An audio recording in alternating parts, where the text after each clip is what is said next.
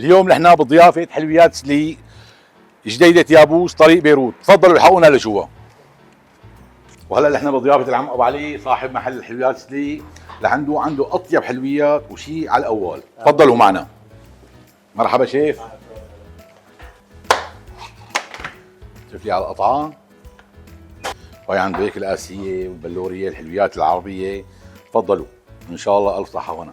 تفضل استاذ، ان شاء الله عوافي.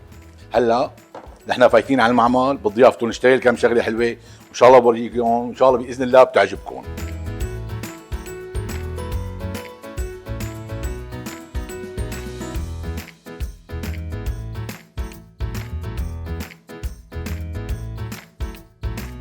الاصابع بالفستق الحلبي بدي عجين بقلاوه او عجين جلاش، فيك تجيبيه من السوق وفيك تعجنيه على ايديك. فستق حلبي ناعم حسب الحاجه.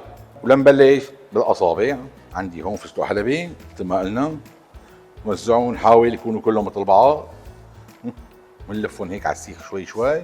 سيخ خشب، سيخ حديد عندك ماله شغل بتقدري تأمنيه من السوق، موجود بالسوق. هلا هيك حبايبي خالصين.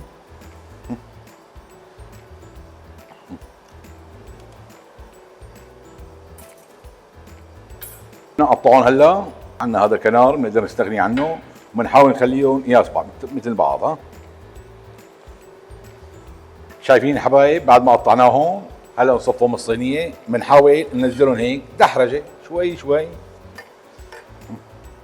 هلا بعد ما خلصت معنا الصينيه اخواتي شايفين طالعه شغله بالطيره عنا، نعطيها سمنه.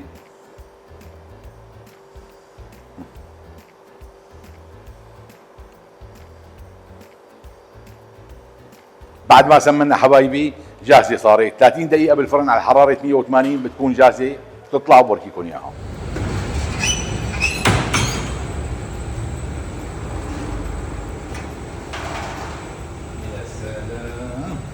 هي طلعت هيك بعد 30 دقيقة بالفرن، صارت امورها جاهزة، واللون هذا شايفينه شغلة طالعة هلا على التحلاية. انا خالط قطر وعسل مع بعض، انتم بتحبوا تحطوا قطر على الحل بيمشي الحال، انا حطيت قطر وعسل عشان تطلع معنا الشغلة منغنغة وبطير عال.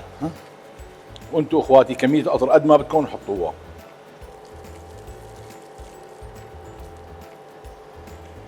وهلا هيك صارت جاهزه، وان شاء الله الف صحه وهنا.